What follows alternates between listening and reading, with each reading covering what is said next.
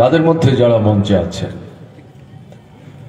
আপনারা যারা সমবেত হয়েছেন বা দূর থেকে শুনছেন, আপনাদের মধ্যে বয়োজ্যেষ্ঠ শ্রদ্ধাভাজন অভিভাবক, স্থানীয়রা, মা এবং বোনেরা, ভাই এবং বন্ধুগণ, আপনাদের সবাইকে আমাদের পার্টি, ভারতের কমিউনিস্ট পার্টি মার্ক্সবাদীর পক্ষ থেকে এবং সংযুক্ত মোর্চার পক্ষ থেকে প্রীতি, শুভেচ্ছা, অভিনন্দন জানাচ্ছি।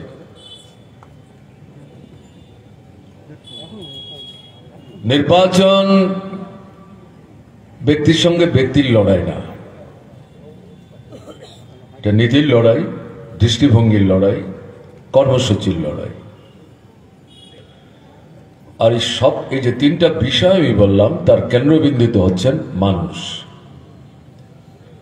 মানুষের কিসে লাভ হবে, কিসে ক্ষতি হবে, কিসে সুবিধা হবে, কিসে অসুবিধা হবে, কোন পথে এগুলি পর মানুষের, জেলার, রাজ্যের ভালো হবে, কোন পথে গেলে পর জেলার, পরিবারের, রাজ্যের ক্ষতি হবে, এবং এই শুভাশুভের প্রতিফলন ঘটবে জাতীয় রাজনৈতিক পরিস্থিতিতে।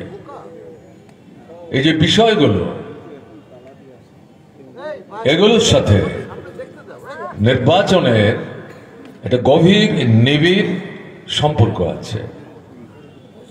তার উপর ভিত্তি করেই আমাদের প্রত্যাশা বিভিন্ন রাজনৈতিক দল যারা নির্বাচনী প্রতিদ্বন্দ্বিতায় অবতীর্ণ হন তাদেরকে বলতে হয়, আর বিশেষ করে যারা শাসন ক্ষমতায় থেকে পুনরায় নির্বাচিত হতে চান তারা আগের নির্বাচনের সময় যা প্রতিশ্রুতি রেখেছিলেন, এই নতুন নির্বাচনের মুখে সেই প্রতিশ্রুতির কতটা তারা রূপায়িত করলেন, তাতে মানুষ কিভাবে উপকৃত হলেন, যেটা রূপায়ণ করতে পারলেন না, বাধাটা কোথায় ছিল, সমস্যাটা কি ছিল, এই বাধা উত্তরণের জন্য কি ভূমিকা নিয়েছিলেন কিন্তু কেন পারলেন না, এবং ভবিষ্যৎ দিনে এর থেকে উত্তরণের জন্য কি ভাবছেন, কি চিন্তা করছেন, এটা বলে তারপর নতুন কর্মসূচি উপস্থিত করবেন।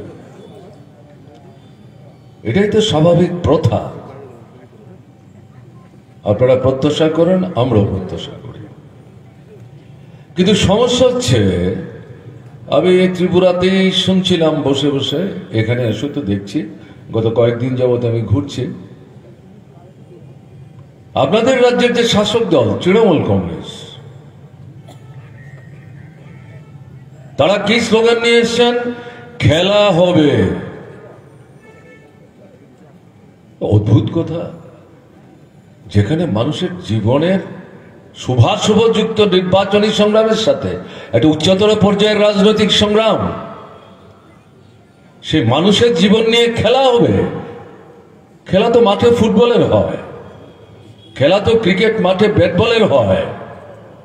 এই যে আমার ধারণা একটু পরে আরম্ভ হবে আইপিএল এর দ্বিতীয় দিনের ম্যাচ, আপনারা এখান থেকে গিয়ে দেখবেন। আমি সুযোগ পেলে ফিরে গিয়ে কলকাতায় বসে 15-20 মিনিট দেখার চেষ্টা করব।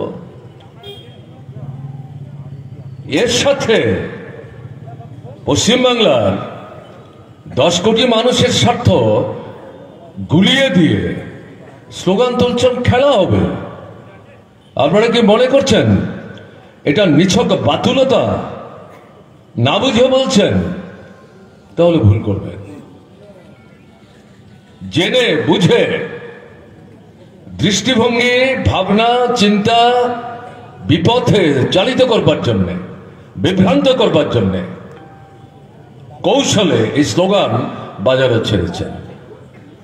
10 বছর আগে এই তৃণমূল কংগ্রেস কি স্লোগান দিয়েছিলেন? পরিবর্তন চাই। তার সঙ্গে কি উপস্থিত করেছিলেন? একটা বিশাল নির্বাচনী ইস্তেহার, তাতে আকাশ থেকে চাঁদ তারা পেরে দেওয়ার মতো পর্যন্ত প্রতিশ্রুতি ছিল, বাদ কিছু ছিল না। পারবেন কি পারবেন না? আপনাদের অনেকের মনের মধ্যে প্রশ্ন ছিল, এটা হয়তো অমূলক না এই বলাটা। 10 বছর হয়ে গেল তো, আপনার পিঠ তো দেয়ালে ঠেকে গেছে, সামনে তো এগোতে পারছেন না, আবার সুযোগ দেবেন?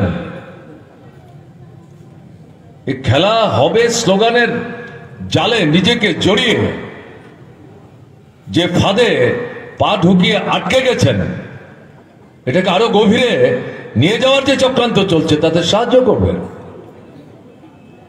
সবিনয় আপনাদের বলছি, ভেবে চিন্তে সিদ্ধান্ত নিতে হবে। কি ছিল প্রতিশ্রুতি? ঘরে ঘরে চাকরি হবে, বন্ধ কারখানা খুলবে, যারা কাজ হারিয়েছে তারা কাজ পাবে।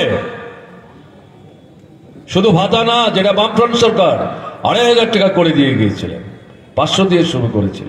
বলছে না ভাতা কেন, তারা চাকরি পাবে, পুরো বেতন পাবে। আর কি? যারা সিঙ্গুর চালালো, ছোট গাড়ি তৈরির কারখানা, নন্দীগ্রামের ষড়যন্ত্রের সুযোগ নিয়ে তারা এই প্রতিশ্রুতি দিলেন পশ্চিমবাংলাকে শিল্পে ভাসিয়ে দেবেন, বেকারদের চাকরির কোনো সমস্যা হবে না, সরকারি চাকরি, কলে কারখানায় চাকরি। কৃষক দ্বিগুণ তিনগুণ ফসলের দাম পাবে। ছোট মাঝারি ব্যবসায়ী, তাদের পরিস্থিতির মধ্যে পরিবর্তন হবে। তপশিলি অংশের মানুষ, আপনাদের এই এলাকা বলে বলছি না, সারা পশ্চিমবাংলার কথা বলছি, উপজাতি অংশের মানুষ, ওবিসি অংশের মানুষ, সংখ্যালঘু অংশের মানুষ,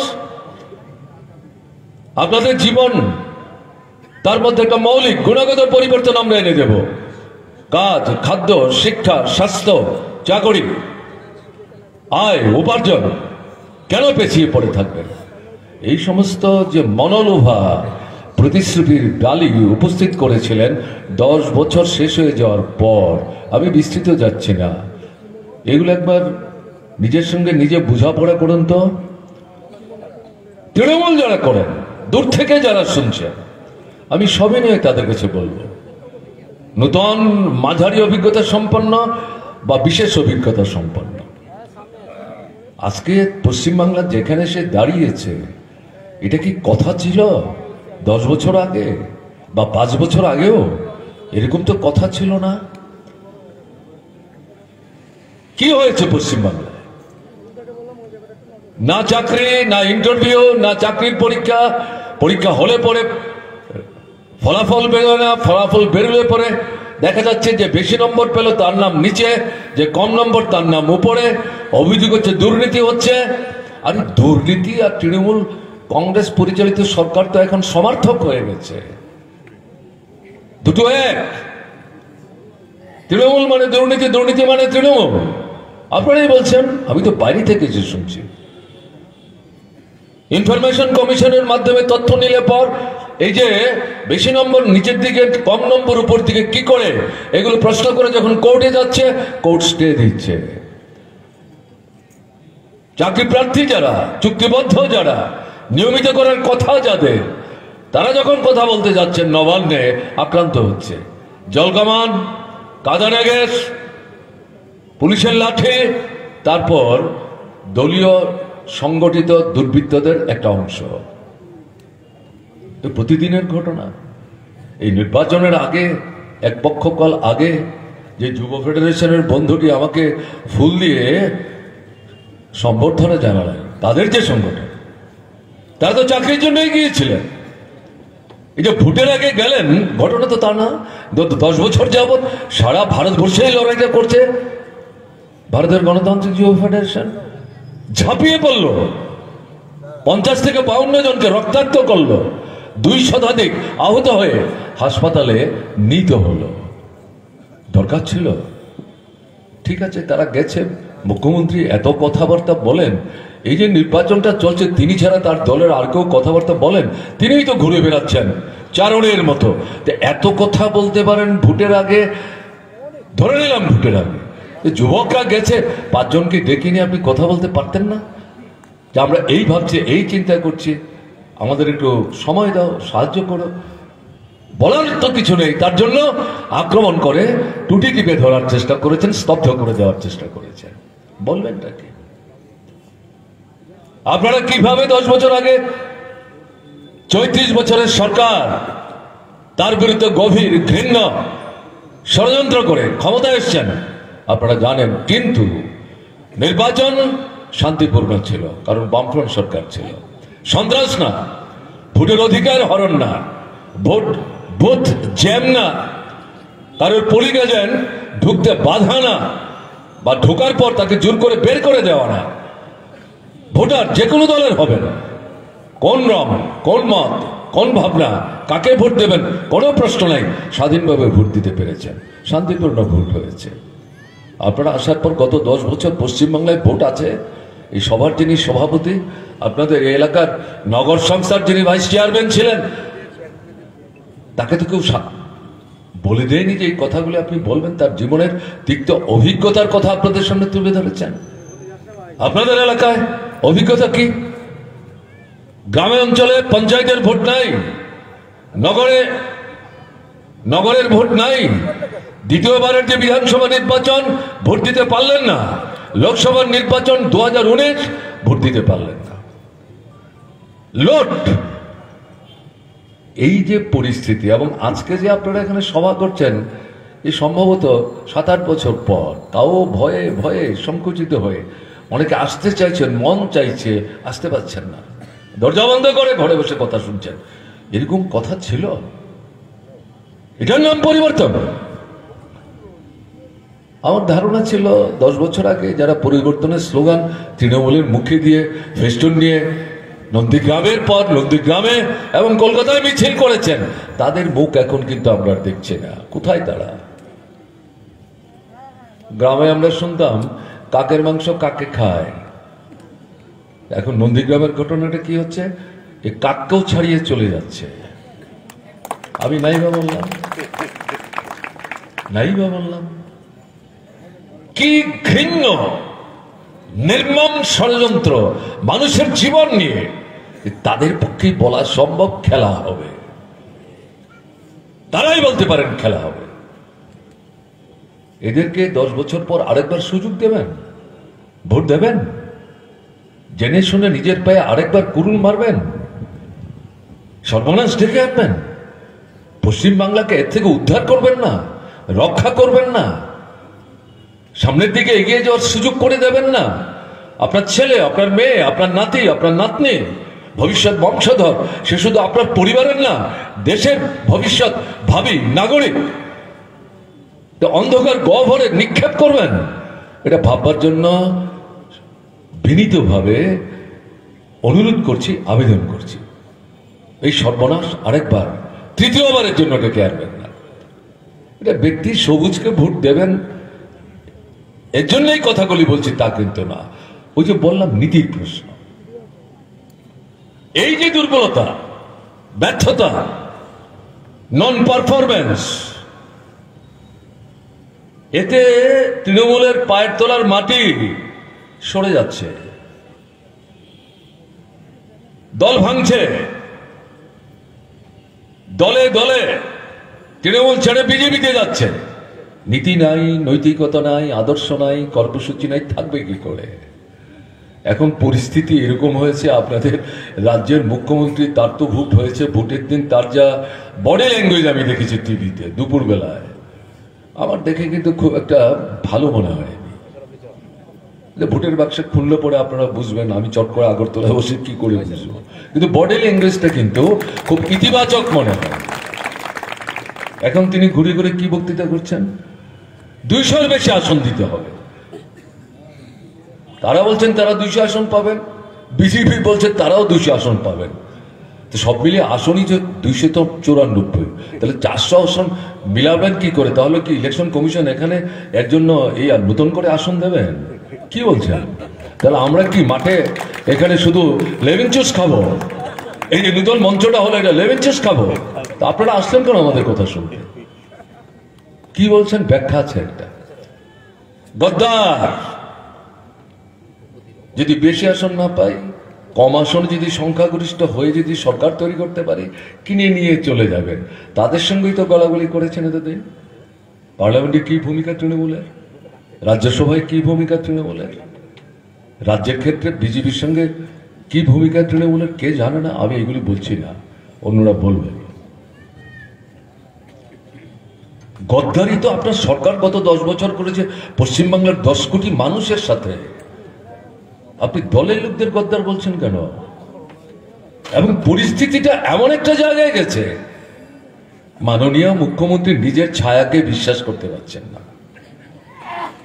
দুর্নীতি বাড়িতে বাসা বেঁধেছে, মূল গভীরে চলে গেছে, সব পত্রিকায় উঠে না।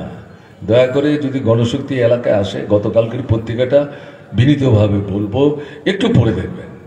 প্রকাশ্যে পড়তে না পারলে লুকিয়ে পড়ুন।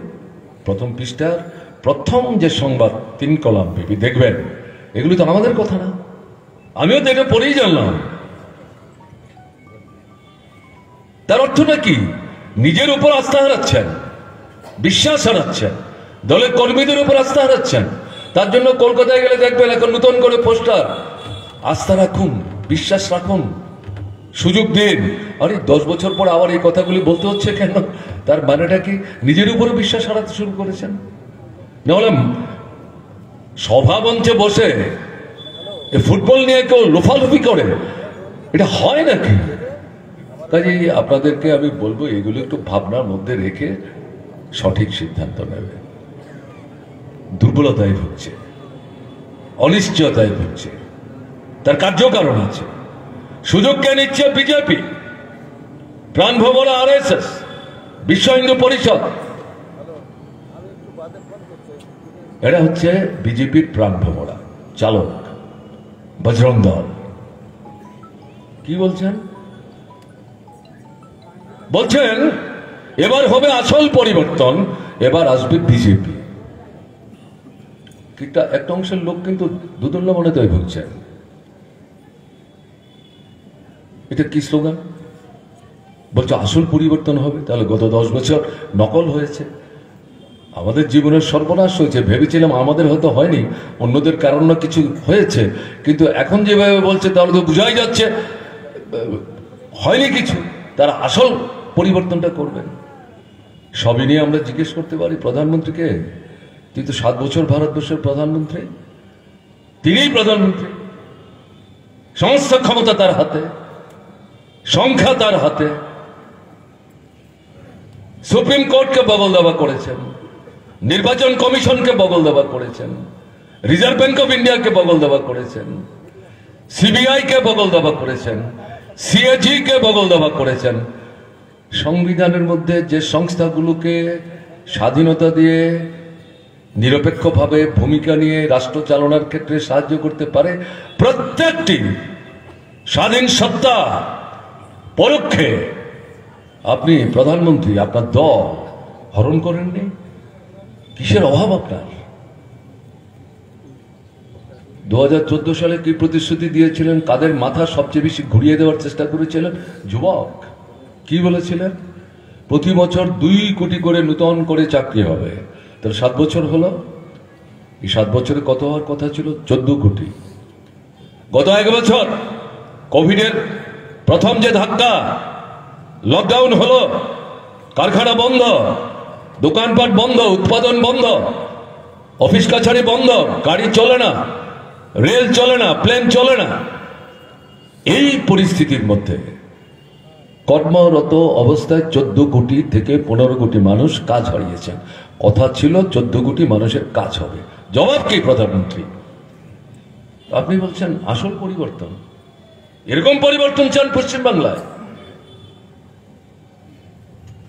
গত 55 বছরের মধ্যে ভারতবর্ষের যে বেকার সমস্যা বাড়ছিল, 55 বছরের অতীত রেকর্ড নান করে দিয়ে আপনার শাসনের দৌলতে গত 7 বছরে বিরাট সংখ্যায় এই বেকার ছেলে মেয়ের সংখ্যা বাড়ছে।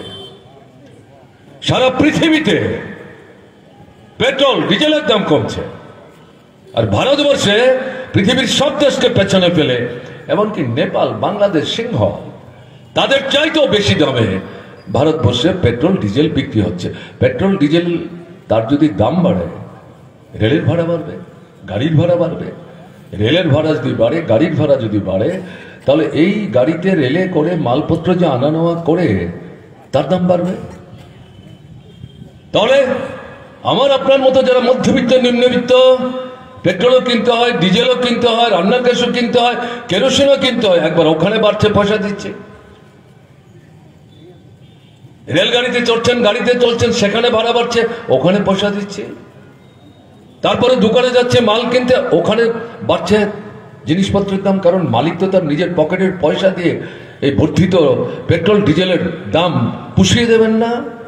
তার তো এরকম টাকা নেই, তিনি করবেন কেন? তিনি ব্যবসা করতে নেমেছেন, ওখানে দাম বাড়াচ্ছেন, ওখানেও বেশি দামে আপনাকে জিনিস কিনতে হচ্ছে। তাহলে আমার আপনার মতো যারা গরিব মধ্যবিত্ত নিম্নবিত্ত ছাপু সব মানুষ তিনবার আমাদের পকেট কাটছে। কে এর জন্য দায়ী? প্রধানমন্ত্রী, বিজেপি, আরএসএস, বিশ্ব হিন্দু পরিষদ, বজরং দল, যারা এই সরকারটা চালাচ্ছে, তারা তাদের মুখপাত্র প্রধানমন্ত্রী বলছেন আসল পরিবর্তন হবে। ভারতবর্ষকে ডুবিয়ে সর্বনাশ করে এখন পশ্চিমবাংলায় এসে বলছেন আসল পরিবর্তন হবে। এর নাম আসল পরিবর্তন?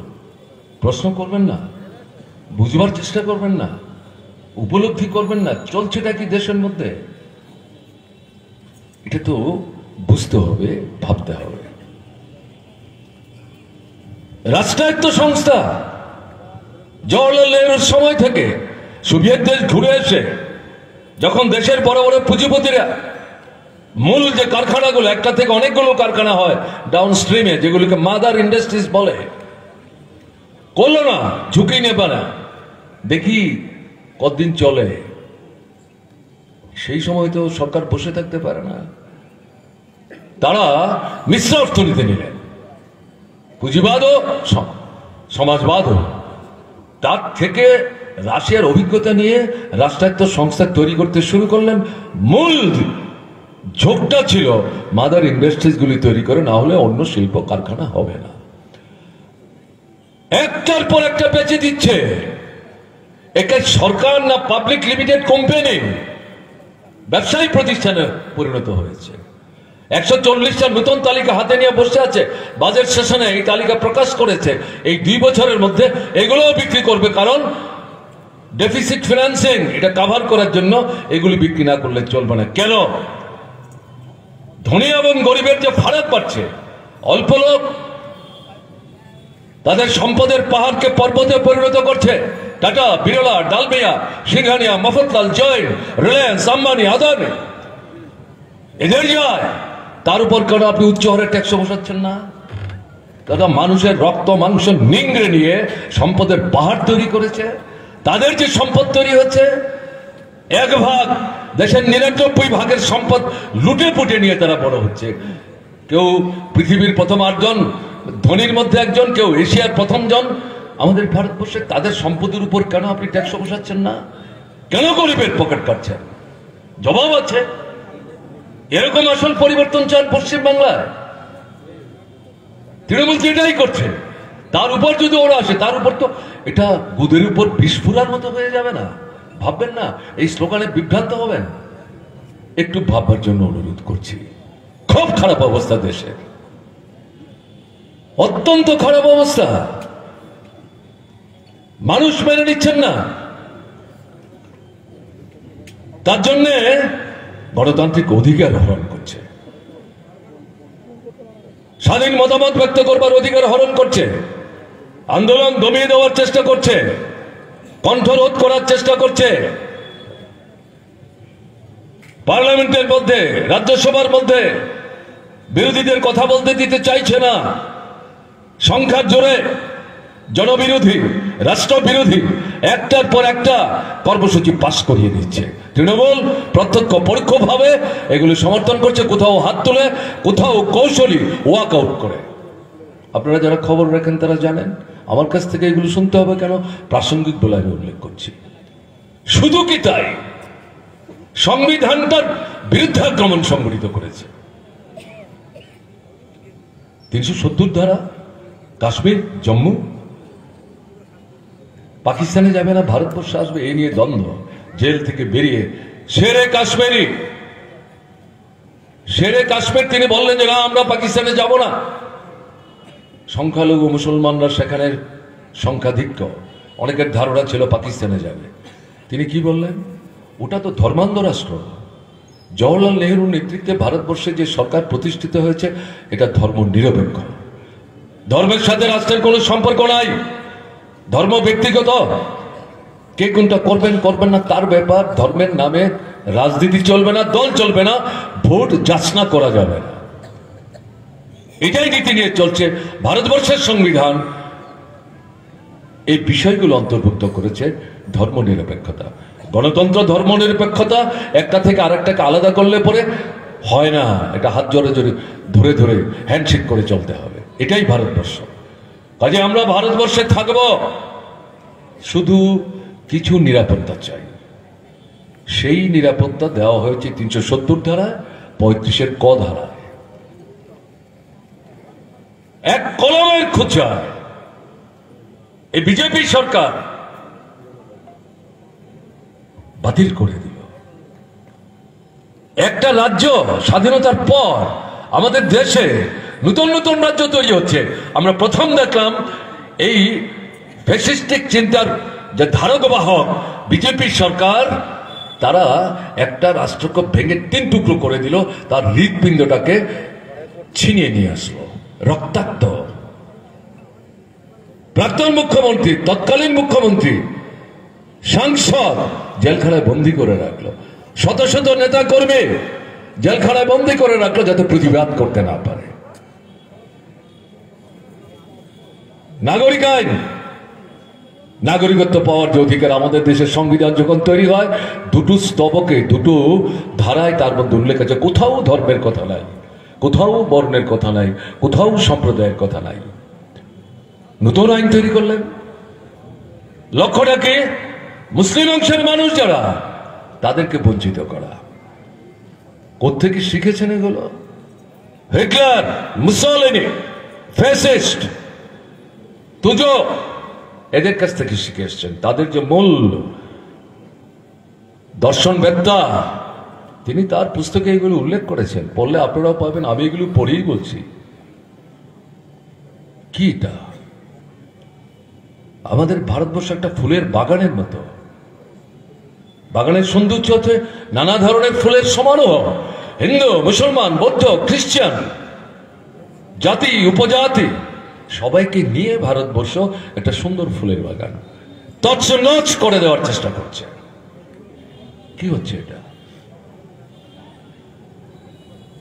সংবিধান পাল্টে দেওয়ার চিন্তা করছেন, শিক্ষানীতি পরিবর্তন করেছেন। আমাদের ছেলেরা মেয়েরা যারা ভাবি নাগরিক হবেন, গণতন্ত্র কি, ধর্মনিরপেক্ষতা কি, সম্প্রীতি কি, সংহতি কি, শান্তি কি, কেন এটার প্রয়োজন, এগুলো সমস্ত পাঠ্যপুস্তক থেকে বাদ করার চেষ্টা হচ্ছে। বিজ্ঞান বিরোধী কথাবার্তা, ধর্মান্ধ সমস্ত কথাবার্তা ঢুকিয়ে, এবং এটার মূল লক্ষ্যটা হচ্ছে গরিব, নিম্নবিত্ত, মধ্যবিত্ত পরিবারের সন্তান সন্ততি, তাদের যতই মেধা থাকুক তারা উচ্চ স্তরে যেতে পারবে না। তারা হবে সস্তা মজুর। শোষকরা যাদের মজুরি নিংড়ে নিয়ে, শ্রমশক্তি নিংড়ে নিয়ে পুঁজির পাহাড়কে পর্বতে পরিণত করে, তার জন্য চাই সস্তা মজুর। কাজে বেশি শিক্ষায় শিক্ষিত হলে তাদেরকে তো ব্যবহার করা যাবে না, কাজে ফেলে রাখো মাঝখানে। আর বড় বড় পুঁজিপতি যারা, তাদের ছেলে মেয়েরা পড়বে। কোথায় যাচ্ছি আমরা? স্বাস্থ্য ব্যবসায়ীদের হাতে তুলে দিয়েছে, শিক্ষা ব্যবসায়ীদের হাতে তুলে দিয়েছে। এই জিনিস চলছে, বলে শেষ করা যাবে না। কিন্তু মানুষ মানতে চাইছেন না। গত 4 মাসের অভিজ্ঞতা কি? শ্রমিকদের আন্দোলন, ভারত বন্ধ হলো 26শে ডিসেম্বর। কৃষকরা এর মধ্যে 2বার বন্ধ রাখলেন। 3টা যে ফার্ম অ্যাক্ট, তার বিরুদ্ধে। শ্রমিকদের মূল কথা কি? 40 থেকে 42টা ব্রিটিশের বিরুদ্ধে লড়াই করে করে স্বাধীন ভারতবর্ষের 70-72 বছরে যে 43 থেকে 44টা অধিকার আদায় করেছিলাম, যার মূল কথা হচ্ছে দর কষাকষির অধিকার, দাবি জানাবার অধিকার, মজুরি বাড়াবার দাবি জানাবার অধিকার, কর্মস্থলে স্বাস্থ্যকর পরিবেশ পরিমণ্ডল চাই, যখন তখন যেমন খুশি তেমন ছাঁটাই চলবে না। এগুলো সব বাতিল করে 3টা লেবার কোড করলো, তার বিরুদ্ধে সঙ্গে সঙ্গে অন্যান্য বিষয় বন্ধ হলো।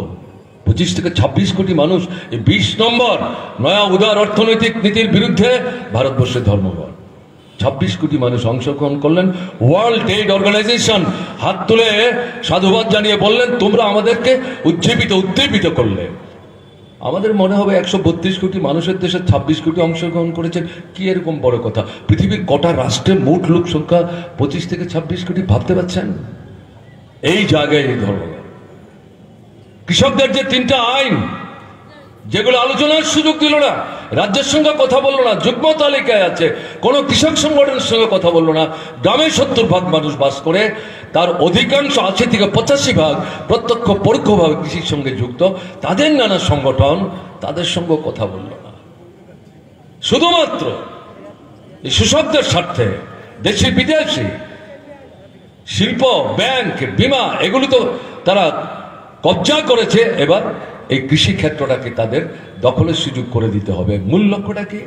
ছোট মাঝারি কৃষক জমি হারাবে, ফসলের ন্যায্য মূল্য পাবে না, এবং আপনার যে রেশনের ব্যবস্থার মাধ্যমে যে সস্তায় কিছু জিনিসপত্র পান, আস্তে আস্তে এটাকে বাতিল করে দেবে। সংক্ষেপে তার নির্যাত, এই 3টি কথা বললাম। এগুলো প্রত্যাহারের দাবিতে আন্দোলন। 4 মাস হয়ে গেল, কত কিছু তাদের বিরুদ্ধে হচ্ছে। ব্যাংকে 10 লক্ষের উপর কর্মচারী, সংযুক্তিকরণের নামে এদের থেকে টাকা নিয়ে বড় বড় পুঁজিপতিরা পালিয়ে গিয়ে হাতি ঘোড়ার নামে বিদেশের ব্যাংকে রাখছে, তাদের ফিরিয়েও আনছে না, তাদের সম্পত্তিও ক্রুক করছে না। কারণ তাদের টাকায় তো বিজেপি RSS তারা ভোট রঙ্গ করে, আনবার সাহস নাই, হিম্মত নাই। এদের হাতে গরিব মানুষের যে টাকা, একবেলা খেয়ে আরেক বেলার খাওয়া অর্ধেককে পয়সা বাঁচিয়ে রেখে ছেলে মেয়ের ভবিষ্যতের চিন্তা করে এটা সঞ্চয় করার চেষ্টা করছেন, এগুলোর উপর যাতে আবার থাবা বিস্তার করতে পারে, এর জন্য ব্যাংকের বিরুদ্ধে আক্রমণ। তার প্রতিবাদে সর্বোচ্চ যিনি আধিকারিক থেকে শুরু করে সর্বনিম্ন স্তরের কর্মচারী এক হয়ে পতাকা সরিয়ে তারা ধর্মঘট করলেন 2 দিন। বিমা একই ঘটনা, 74% বেশি শেয়ার বেসরকারি, শুধু না বিদেশিরা তার মধ্যে ঢুকতে পারবে। হাজার হাজার কোটি টাকা আপনার আমার টাকা জমা হয় সেখানে নিরাপত্তার কারণে। এর থেকে তাদের যে লাভ হয়, বিরাট অঙ্কের টাকা কেন্দ্রীয় সরকারে জমা পড়ে, এটা দিয়ে বাজেট তৈরি হয়, সেই টাকা রাজ্যে যায়, রাস্তাঘাট জলকল হয়। এখন এগুলো বিদেশি দেশি যারা লুটেরা শোষক, তাদের হাতে যাবে। কোথায় যাচ্ছি আমরা? এটার নাম পরিবর্তন, আসল পরিবর্তন। পশ্চিমবাংলায় রাজ্য স্তরে যে রাষ্ট্রায়ত্ত সংস্থাগুলো আছে, দরজা তো অর্ধেক এমনিই বন্ধ হয়ে আছে, বাকি যেগুলো খোলা এগুলো পুরো বন্ধ করবেন। এটার নাম আসল পরিবর্তন। বেকার ছেলে মেয়ে কাজ পাবে কোথায়? আমরা বুঝি সরকারি চাকরি দিয়ে সব বেকারের কাজের ব্যবস্থা করা যায় না, পৃথিবীতে এরকম রাষ্ট্র নাই। 1-2টা সমাজতান্ত্রিক রাষ্ট্র বাদ দিলে পর কৃষি, শিল্প, ব্যবসা বাণিজ্য, নানা ধরনের উদ্যোগ, এগুলির প্রয়োজন আছে, কিন্তু এগুলি বন্ধ করে দিচ্ছেন একটার পর একটা। যাবে কোথায়? তাহলে এই যে পরিস্থিতিটা চলছে, এই 4 মাসের মধ্যে, 5 মাসের মধ্যে শ্রমিক, শ্রমজীবী অংশের মানুষ, শিক্ষক, কেরানি কর্মচারী, কৃষক, ক্ষেতমজুর, দিনমজুর, 500টি সংগঠন এই স্বাধীনতার 70-72 বছরে এ ধরনের সম্মিলন ভারতবর্ষ প্রত্যক্ষ করেনি। এমনকি স্বাধীনতা সংগ্রামের সময়ও না, শেষের দিকে সক্রিয় ভূমিকা নিয়েছিলেন, কিন্তু এভাবে ঐক্যবদ্ধ না। কে তাদেরকে এই জায়গায় নিয়ে আসলো? বিজেপি সরকার। আক্রমণ, একটা জায়গা থেকে আক্রান্ত হচ্ছেন, পিঠ দেওয়ালে ঠেকে যাচ্ছে। এখানে যারা ধনী কৃষকের একটা অংশ, মাঝারি কৃষক, প্রান্তিক চাষি, ভূমিহীন, ক্ষেতমজুর বাঁচবে না। তারা যদি না বাঁচে, আমার আপনার মতো মধ্যবিত্ত, নিম্নবিত্ত মানুষ, ছোট মাঝারি ব্যবসায়ী, তারাও শেষ হয়ে যাবে, নিঃশেষ হয়ে যাবে। ফলে সবাই মিলে তাদেরকে সমর্থন করছে। আজকে তারা রেল রুখো করেছে, এক্সপ্রেস রোড বন্ধ করে দিয়েছে, সামনের দিন আরো বড় প্রোগ্রাম নেবে। বলছে যতক্ষণ আমাদের দাবি কার্যকরী না হচ্ছে লড়াই চলবে। কাজে এরকম একটা জায়গায় দাঁড়িয়ে এরা বলছে আসল পরিবর্তন। এরকম পরিবর্তন চান আপনারা? আমি তো ত্রিপুরা থেকে এসেছি, 3 বছর আগে বামফ্রন্ট সরকার ছিল। এই প্রধানমন্ত্রী কি স্লোগান দিয়েছিলেন? আমাদের বিরুদ্ধে দুর্নীতির কোনো অভিযোগ তুলতে পারেননি, একটা আঙ্গুলও তুলতে পারেননি। রাজ্যে উন্নয়ন হচ্ছে না বলবার দুঃসাহস দেখাননি, কেন্দ্রের প্রকল্প রূপায়িত হচ্ছে না, হিসেব দিতে পারছে না বলবার হিম্মত দেখাতে পারেননি। সময়ের আগে কাজ শেষ করে হিসাব জমা দিয়ে নতুন প্রকল্পের জন্য চাপ সৃষ্টি করে মানুষকে দিয়ে নতুন প্রকল্প আদায় করেছি আমরা। এটা হচ্ছে অভিজ্ঞতা। কি বলছেন? অনেক দিন তো মানিক দেখলেন, হ্যাঁ ঠিকই তো, আমি 4 বারের মুখ্যমন্ত্রী, আমার দৌলতে না, আমার এরকম কি গুণ? সাধারণ মানুষ আশীর্বাদ করেছেন, তারা সুযোগ দিয়েছেন, সহযোগিতা করেছেন। বলছে এবার মানিক চাল, আমরা হীরা দিয়ে ত্রিপুরাকে মুড়ে দেব, হীরা হাতে তুলে নিন, একবার দিয়ে দেখুন না। এই হচ্ছে স্লোগান। আপনাদের এখানে প্রথম সোনার বাংলা বলেছিল, দেখলো যে বাজারে বিক্রি হবে না, এটা আগেই মমতা দেবী ব্যবহার করে ফেলেছেন, এটা এখন রদ্দি হয়ে গেছে, কাজে এখন বলছেন আসল পরিবর্তন। আর আমাদের ওখানে বলেছিলেন হীরার রাজ্য হবে। কি চলছে ত্রিপুরায়? ঘরে ঘরে চাকরি, 1 বছরের মধ্যে শূন্যপদ পূরণ, অসত্য তথ্য দিয়ে উপস্থিত করেছিলেন 50,000 শূন্যপদ। আরে কর্মচারী আছে আমাদের মাত্র 1,62,000, কি করে 50,000 শূন্যপদ হয়? কে শোনে এই সমস্ত কথা? শুনতেই রাজি না। TV, social media, electronic media, পত্রিকা সব তো ভূগোল দেওয়া করে নিয়েছে, টাকা আছে যে। ত্রিপুরার মানুষ বলছিলেন এত নির্বাচন দেখেছি, এভাবে হাওয়ায় টাকা উঠতে তো কোনো নির্বাচনে দেখিনি। তা আমাদের বলতে হয়েছে এগুলো আসল টাকা না নকল টাকা, দেখবেন বুঝে টুঝে কিন্তু পকেটে নেবেন, নাহলে ধরা পড়লে কিন্তু আবার জেলখানেও যেতে হতে পারে। সাবধান করতে হয়েছে আমাদের। বুঝতে পারছেন? আপনাদের এখনো চলছে এই খেলা। এখন কি হয়েছে? কোথায় চাকরি? 10 লক্ষ পরিবার যদি একটা করে চাকরি দেন, 10 লক্ষ চাকরি হওয়ার কথা। 5 বছরে যদি বছর 2 লক্ষ করে ধরে 3 বছর হয়ে গেল, গত 9 মার্চ, তাহলে তো 6 লক্ষ চাকরি হওয়ার কথা ছিল। আমরা জিজ্ঞেস করেছিলাম বেতন কোত্থেকে আসবে, বসবে কোথায়, চেয়ার টেবিল কোথায়, গাড়ি ঘোড়া কোথায়, টেলিফোন কোথায়, বিদ্যুৎ কোথায়, পয়সাটা কে দেবে? আমাদের বাজেটের এমনি 1,62,000 কর্মচারী, টোটাল যে বাৎসরিক বাজেট তার 62 থেকে 64% টাকা এই শিক্ষক কেরানি কর্মচারী ভাই বোনদের বেতন ভাতা পেনশন দিতেই চলে যায়। বাকি কাজ করতে হবে না? রাস্তাঘাট, জল, কল, স্কুল, হাসপাতাল, বিদ্যুৎ, সেচ, ছেলেমেয়েদের লেখাপড়া, স্বাস্থ্য, কোত্থেকে টাকা আসবে? কোত্থেকে আপনারা এগুলো বলছেন? বলে না, স্লোগান কি ছিল? ডাবল ইঞ্জিনের সরকার হবে। দিল্লির একটা সরকার তার ইঞ্জিন, আর রাজ্যের একটা সরকার তার আরেকটা ইঞ্জিন, দুটো এক দলের, তো কাজে 2 ইঞ্জিন একসাথে করে এমন ভাবে গাড়ি চলবে, মাটিতে গাড়ির চাকা লাগবে না, হাওয়া দিয়ে উঠবে। অসাংবিধানিক, অসাংবিধানিক, অগণতান্ত্রিক, স্বৈরাচারের দৃষ্টিভঙ্গি, একদলীয় শাসনের দৃষ্টিভঙ্গি নিয়ে আমাদের সংবিধান বিরোধী। আমাদের সংবিধান কি বলেছে? ভারত রাষ্ট্রটা হচ্ছে ইউনিয়ন অফ স্টেটস। কেন্দ্রে যে দল সরকার করবে, রাজ্যে রাজ্যে সে ধরনেরই সরকার হতে হবে, এমন কোনো কথা নাই। কিন্তু আপনি প্রধানমন্ত্রী, আপনি এই সমস্ত কথা বলছেন, তার অর্থ কি অন্য কোনো দলের সরকার হবে না? না হলে পরে আপনি সাহায্য করবেন না, এটাই তো বুঝায়। এখানেও তাই বলছেন ডাবল ইঞ্জিন। প্রতিবাদ করবেন না, তাদের ভোট দেবেন। যে এমনি আমরা একটা অগণতান্ত্রিক অত্যাচারের মুখে পড়ছি, ভোট দিতে পারছি না, এরা যদি আসে তারা ডাবল ইঞ্জিনের নাম করে আমাদের তো টুটি টিপে মুখ দিয়ে লাল রক্ত বের করে রাস্তায় পিষে মারবে, তাদেরকে কি করে আমরা ভোট দিই? এই কারণে কথাগুলো বলছি আপনাদের কাছে।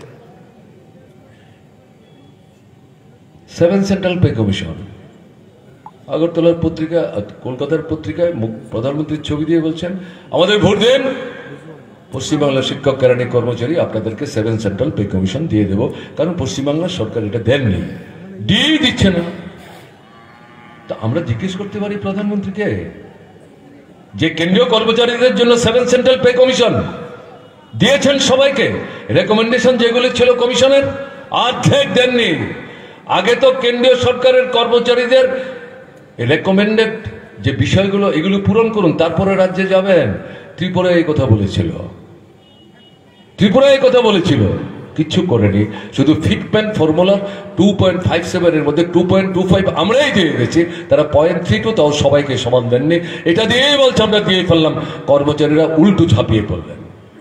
দিয়ে 17টা মাত্র 3টা দিয়ে দিয়েছেন, 14টা এখনো বন্ধ, কারণ আমাদের ত্রিপুরার কর্মচারীরা মেনে নেবে না তো এগুলো।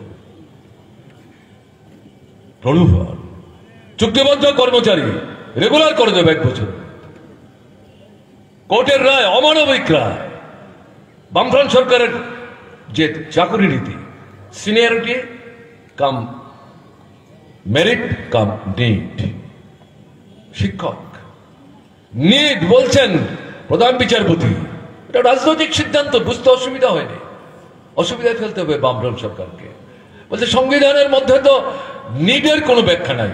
আমাদের অ্যাডভোকেট জেনারেল দাঁড়িয়ে কোর্টের মধ্যে বললেন, নিড মিনস দিস, যে পরিবারের সরকারি কর্মচারী নাই, মাসিক বা বাৎসরিক নিয়মিত আয় নাই, কখন কি হবে না হবে অর্ধার অনাহারে থাকে, জায়গা জমি কিছু নাই, এই পরিবারে যারা অনেক আগে পাস করেছে, একটু মেরিট আছে এবং এই আর্থিক অবস্থা, তাদেরকে আমরা বলছি নিডের যে ক্যাটাগরিতে ফেলা যায়। বলছে না, এটা তো হবে না, সংবিধানে নাই তো এরকম, বাতিল করে দিল। সুপ্রিম কোর্টে গেলাম আমরা, আরএসএস এর বেঞ্চে গেল, তারা রাজ্য যে হাইকোর্টের যে চিফ জাস্টিস তার যে রায় তাকেই সমর্থন করলেন। সবাই মিলে বলছিলেন এটা হচ্ছে আরএসএস বেঞ্চ, সুপ্রিম কোর্টে সবাই জানে। এর থেকে এই শিক্ষকদের বাঁচাবার জন্য যারা 7 বছর 8 বছর 10 বছর কাজ করেছে, তাদের বাচ্চারা কলেজে পড়ে কেউ কেউ নতুন করে চাকরি পেয়ে গেছে, তাদের সামনে দেখা যাবে তার মাস্টারমশাই বেকার, তাকে চাকরি থেকে হাঁটিয়ে দিয়েছে, পরিবারটা চলবে কি করে? আমরা নতুন করে অশিক্ষক পদ তৈরি করলাম 12,000, 1,000 সোশ্যাল ওয়েলফেয়ার ডিপার্টমেন্ট, নতুন রিক্রুটমেন্ট রুল চললাম, ইন্টারভিউ হলো, বাছাই হয়ে গেল। এদের মধ্যে অধিকাংশ হয়তো পেতে পারতেন, যারা পাবেন না আমরাই ঠিক করেছিলাম, তাহলে তাদের বিকল্প কিভাবে নেওয়া যায় দেখতে হবে। পরিবারগুলোকে তো ভাসিয়ে দিতে পারে না। এটার বিরুদ্ধে আবার বিজেপি আরএসএস মামলা করলো ওই কোর্টে, বলছে আপনারা যে আগের রায়টা দিলেন এটাকে ফ্লাউট করে দেওয়ার জন্য ত্রিপুরার বামফ্রন্ট সরকার এই নতুন সমস্ত পদ তৈরি করেছে, স্টে করে দিলেন, স্টে করে দিলেন। এরা ভোটের সময় এদিন নিয়ে খেলবার চেষ্টা করলো, বললো আমরা আসলে পরে তোমাদের সব মানবিক দৃষ্টিভঙ্গি নিয়ে ঠিকঠাক কাজ যাতে পেতে পারো ব্যবস্থা করবে। এখন কি হচ্ছে, 3 বছর হয়ে গেছে, মুখ্যমন্ত্রীর বাড়ির সামনে জল কামান নিয়ে, কাঁদানা গ্যাস নিয়ে, লাঠি নিয়ে পুলিশ তাদের উপর ঝাঁপিয়ে পড়ছে, মহিলা পুরুষ শিক্ষক শিক্ষিকা আক্রান্ত হচ্ছেন। কে জবাব দেবে? কাজে এগুলো বলছি, বিভ্রান্ত হবেন না। অর্ধাহার অনাহার, অনাহার মৃত্যু, সন্তান বিক্রি, রাজ্যান্তরিত হওয়া, রেশন কার্ড বন্ধ, রেশনের জিনিস তুলতে পারেন না, এটা বামফ্রন্ট সরকার আসার আগে ছিল। বামফ্রন্ট সরকার আসার পর মানুষ এগুলোকে অতীত বলতেন, নতুন যারা তারা বিশ্বাস করতেন না। এখন এই জিনিস আবার চালু হয়েছে, আবার চালু হয়েছে। কাজ নাই, সরকারের কোন দপ্তরের কাজ নাই, রেগার কাজ 200 দিন 340 টাকা মজুরি, এটা 50-এ নেমে এসছে, সবাই কাজ পায় না। অর্ধেক টাকা এই আরএসএস বিশ্ব হিন্দু পরিষদের লোকরা মফতে লুট করে নিয়ে চলে যাচ্ছে। কাটমানি আপনাদের এখানে চলছে 7-8 বছর যাবৎ, খুব তাড়াতাড়ি এখান থেকে যমজ ভাই তো শিখে নিয়ে ত্রিপুরা তো বিজেপি শাসনে শুরু হয়ে গেছে। কাজ আরম্ভের আগেই কন্ট্রাক্টরের কাছে গিয়ে চাপ সৃষ্টি করছে, এত % দিতে হবে। বলে আরে কাজই আরম্ভ করলাম না, বলে ওগুলো পরে হবে। তারপরে বলছে যখন টাকা দিচ্ছে, মনে করছেন আমি নিচ্ছি সবটা, 3-4টা প্যাকেট দিকে বলছে এটা উপরে উপরে উপরে অনেক উপরে যাবে, সবটা টাকা আমি খেতে পারবো না। তার অর্থটা বুঝতে পারছেন? বাকিটা নাই বললাম। এই তো পরিস্থিতি। গণতন্ত্রের টুটি টিপে মারছে। মার্ক্সবাদী কমিউনিস্ট পার্টির অফিস প্রথম বুলডোজার দিয়ে ভেঙে মাটির সঙ্গে মিশিয়েছে, একটার পর একটা অফিসে আগুন ধরিয়েছে। আপনাদের এখানে যে অফিসটাতে এসে আমি 1 ঘন্টা বসেছিলাম, এটা 2019 সালে খুলেছেন রক্তদান শিবিরের মধ্য দিয়ে, তার আগে বন্ধ ছিল। ত্রিপুরা এরকম শত শত অফিস আগুন দিয়ে পুড়িয়েছে, লুণ্ঠন করেছে, তালা লাগিয়েছে, ফ্ল্যাগ নামিয়েছে, তাদের দলীয় পতাকা তুলেছে। আমরা সরকারে থাকার সময় কোনো দিন কোনো বিরোধী দলের অফিস এই কাণ্ড আমরা করিনি। এটা আমাদের ঐতিহ্য না, এটা আমাদের সংস্কৃতি না। কি হচ্ছে, 19 জন আমাদের কমরেড খুন হয়ে গেছেন, তার মধ্যে 3 জন ট্রাইবেল, 2 জন মহিলাও আছে, একজনও গ্রেপ্তার হয়নি। শত শত আহত হচ্ছে, হাত ভাঙছে, পা ভাঙছে, পাজর ভাঙছে, চোখ নষ্ট করছে, কান ফুরু করে দিচ্ছে, হাসপাতালে যেতে পারছে না সবাই, ওখানে গেলে আবার আক্রান্ত হবে। মায়েদের বোনেদের ইজ্জত লুণ্ঠন হচ্ছে যেখানে সেখানে প্রতিদিন। লজ্জায় মুখ দেখাতে পারছেন না, আত্মহত্যার পথ বেছে নিচ্ছেন, কোনো বিচার নাই। থানায় গিয়ে দেখছেন যাদের বিরুদ্ধে অভিযোগ করবেন তারা বসে আছে কোনো কোনো থানার দারোগাবাবুর সঙ্গে চা মিষ্টি খাচ্ছেন, ওখানে আবার তারা আক্রান্ত হচ্ছেন, তাদেরকেই থানা লকআপে আটকে রাখছে। কি চলছে এটা, কি চলছে? প্রতিদিন ত্রিপুরায় 4-5টা বেওয়ারিশ লাশ পাওয়া যাচ্ছে, মহিলাও আছে পুরুষও আছে। জঙ্গলের শাসন চলছে, শুধু বিরোধী বামপন্থীরা না, বিরোধী রাজনৈতিক দল না, ডাক্তার, নার্স, প্যারামেডিক্স, ইঞ্জিনিয়ার, সাংবাদিক, ঠিকাদার, কোর্টে আক্রান্তদের হয়ে অ্যাডভোকেট যখন সওয়াল জবাব করতে যান, এজলাসে বিচারক বসে আছেন, তার সামনে শাসক দল বিজেপির দুর্বৃত্তরা আক্রমণ করে মাথা ফাটিয়ে দিচ্ছে, পুলিশ কাঠপুতুলের মতো কোনো ভূমিকা নিচ্ছে না। অ্যাডভোকেটের চেম্বার লুট করছে, বাড়ির দরজা জানালা ভাঙছে, কেন? ওর পক্ষে দাঁড়াতে গেলে। কোথায় আছি আমরা? এরকম, এটার নাম হীরা রাজ্য? এরকম চান? পঞ্চায়েতের নির্বাচন সময়ের আগে ভেঙে দিল, লুট করলো, 95 বেশি আসনে দাঁড়াতেই দিল না, বাকি যেগুলো দাঁড়ালো ভোট দিতে দিল না, লুট করে নিল। নগরে তাই হলো, লোকসভা 2টো আসন, 50 বেশি মানুষ ভোট দিতে পারলেন না। আমাদের 2জন প্রার্থী 11 বার আক্রান্ত হলেন, 138টা বুথে নতুন করে ভোট দিতে হলো, তারপরেও আবার লুট হলো। স্বাধীনতার পর 52 সালের পর থেকে ভোট হচ্ছে, একটা লোকসভা আসনে এরকম কাণ্ড এর আগে ঘটেনি, ত্রিপুরায় হলো। আমরা দেখছি, চাক্ষুষ করছি, অভিজ্ঞতা হচ্ছে, সদর্থক অভিজ্ঞতা না। গত 6 তারিখ Tripura tribal area autonomous district কাউন্সিলের ভোট, আক্রান্ত হলেন মায়েরা, বোনেরা, মোকাবেলা করে প্রতিরোধ করে ভোট দিতে গেছেন। এটা নতুন ঘটনা। 3 বছরের মধ্যে আর কত সহ্য করব? ভোট আমার অধিকার, কারোর দয়ার দান না। তুমি কেন আমাকে আটকাবে? আমি ভোট দেব। 80 বেশি মানুষ ভোট দিলেন। ফল আমাদের জন্য হয়তো ভালো হয়নি, কিন্তু আমরা তো প্রচার করেছিলাম। কাদের ভোট দিয়ে আপনারা সরকারে বসালেন? এর নাম হীরা রাজ্য। প্রতিবাদ করুন, মানুষ প্রতিবাদ করেছেন, ভোট দিয়েছেন। গণনা কেন্দ্র গতকালকে 4 থেকে 5 জন অফিসার আক্রান্ত হয়েছেন। এসডিএম যিনি রিটার্নিং অফিসার, তার অফিস লন্ডভন্ড হয়েছে, ভাঙচুর করেছে। বলছে এখানে অন্য কোনো দলের কাউন্টিং এজেন্ট ঢুকানো যাবে না, আমাদের প্রার্থীকে এমনিতে সার্টিফিকেট দিয়ে দিতে হবে। যখন প্রতিবাদ চারিদিক থেকে হলো, এটা করবার সেমন সাহস আজকে তারা দেখাতে পারলেন না। কোথায় আছি আমরা? এরকম চান? এটার নাম আসল পরিবর্তন, এটার নাম ডাবল ইঞ্জিন। সর্বনাশ হয়ে যাবে, পিষ্ট হয়ে যাবে। তাই আমি আমার কথা শেষ করার আগে আপনাদের কাছে বিনীতভাবে আবেদন করব, তৃণমূলের বিকল্প বিজেপি না, বিজেপির বিকল্প তৃণমূল না। আদলের একটা পিঠ তৃণমূল, আরেকটা পিঠ বিজেপি। ডিগ্রির একটু ফারাক, নীতি নৈতিকতার মধ্যে কোনো ফারাক নাই, এটা বুঝতে হবে। কে বিকল্প? বামফ্রন্ট, জাতীয় কংগ্রেস, আইএসএফ, তাদের নিয়ে যে তৈরি হয়েছে মঞ্চ। কিসের জন্য বিকল্প?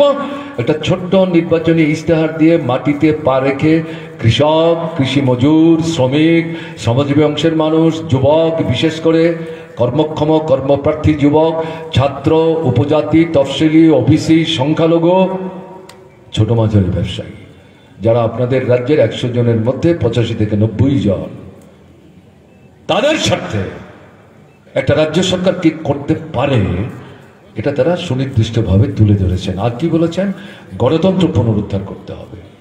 ধর্মনিরপেক্ষতার যে আদর্শ, এটা মশীলিপ্ত হয়েছে পশ্চিমবাংলার মাটিতে, এটাকে পুনরুদ্ধার করতে হবে। হ্যান্ডশেক করে যাতে চলতে পারে তার ব্যবস্থা করতে হবে। এর মধ্য দিয়ে শান্তি পুনঃস্থাপিত হবে, সম্প্রীতি পুনঃস্থাপিত হবে, বিশ্বাস ফিরে আসবে। এটা না হলে পর যতই উন্নয়নের কথা বলি, কে করবে, কি করে করব, কোন পরিবেশে করব, এই বিষয়গুলো আপনাদের সামনে উপস্থিত করে এরা বিকল্পের সন্ধান দেওয়ার জন্য, এদেরকে জয়যুক্ত করার জন্য আবেদন করেছেন। আমি শুধু কল্যাণীর প্রার্থীর পক্ষে বলছি না, নদিয়ার যে সমস্ত কেন্দ্রগুলোতে এই মঞ্চের প্রার্থীরা আছেন সবার জন্য অনুরোধ করে যাচ্ছি, আপনাদের এই নির্বাচন, তার জন্য সারা দেশের মানুষ তাকিয়ে আছে। পশ্চিমবাংলা শুধু পশ্চিমবাংলার জন্য লড়ে না, স্বাধীনতা সংগ্রামের ইতিহাস আপনারা জানেন, এগুলো ঘেটে আমি সময় নেব না। কাজে আজকে যে অরাজকতা চলছে, অন্ধকার গহ্বরে পশ্চিমবাংলাকে নিক্ষেপ করেছে তৃণমূলের শাসন সরকার, তার থেকে তাকে উদ্ধার করতে হবে, নতুন প্রাণের সঞ্চার করতে হবে, জীবনী শক্তি পুনরুদ্ধার করতে হবে। আত্মবিশ্বাস নিয়ে, নিজের উপর বিশ্বাস রেখে, মানুষের উপর আস্থা রেখে ঐক্যবদ্ধভাবে দলবদ্ধভাবে ভোট দিতে যাবেন। কেউ লুট করার চেষ্টা করলে প্রতিরোধ করে তুলবেন, নিজের ভোট নিজে দেবেন, কাকে দেবেন আপনি ঠিক করবেন। আমরা তো বলবো আমাদের মোর্চার প্রার্থীকে ভোট দিন। এই সাফল্য পশ্চিমবাংলার চেহারায় পরিবর্তন আসবে।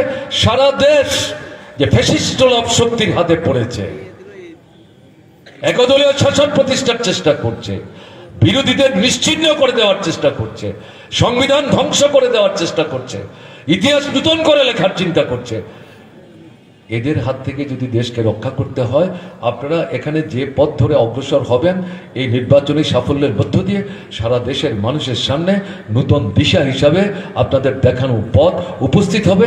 মানুষ উজ্জীবিত হবে। ভারতবর্ষের মধ্যে এই যে ভাবনা চিন্তা, এর মধ্যে একটা পরিবর্তন লক্ষ্য করা যাচ্ছে, একটা চার্নিং, যেটা বলছে, একটা বলা যায় যে নতুন ভাবনা চিন্তা, এর মতো গতি আসবে, ঝড় আসবে। কাজে এই ঝড় ইতিবাচক দিকে সঞ্চালিত করবার ক্ষেত্রে আপনারা গুরুত্বপূর্ণ ভূমিকা নেবেন।